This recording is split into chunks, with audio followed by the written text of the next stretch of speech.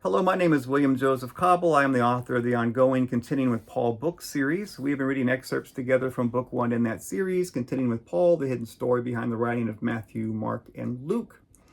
We have reached a section entitled Accepting Paul's Unique Vocabulary. This section asks the question, though Mark is writing some 10 years after the death of Paul, could he still be revealing Paul's influence upon his gospel based on the vocabulary and theology that he has chosen to include? Today we'll look at an interesting case. The word Abba, A-B-B-A, only appears 3 times in the New Testament, twice in letters written by Paul and once in Mark's Gospel. Abba is Aramaic, which is the language spoken by Jesus, so this word probably goes back to him. So it's interesting that it appears in these 2 writers, but only in works by these 2 writers. Let's begin.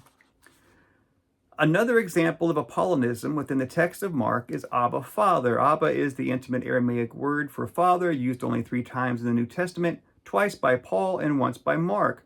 The appearance of a word from Jesus' native Aramaic language within the Greek language writings of Paul and Mark and nowhere else in the New Testament is strong evidence that Mark is again borrowing from Paul. Paul uses the 2 words, the Aramaic word paired with its Greek translation, as vernacular. He appears confident that his readers will understand as he applies this Aramaic/Greek construct to those whose hearts are spirit-filled. Interestingly, both times Paul uses Abba, Father in his letters, he associates it with the act of crying out. Quote, "And because you are children, God has sent the Spirit of His Son into our hearts, crying, Abba, Father." Galatians 4:6.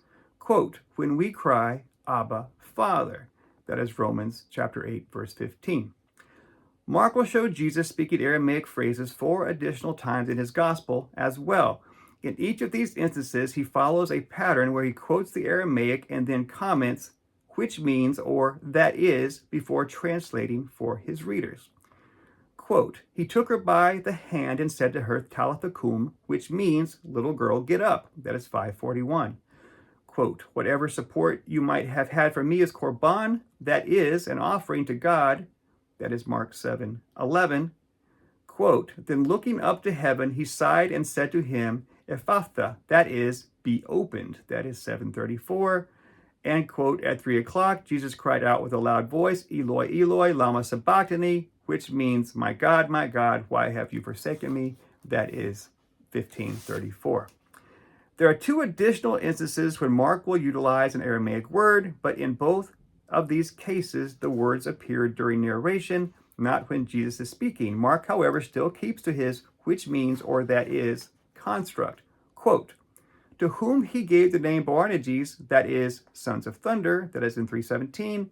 Quote, "Then they brought Jesus to the place called Golgotha, which means the place of a skull." That's 15:22.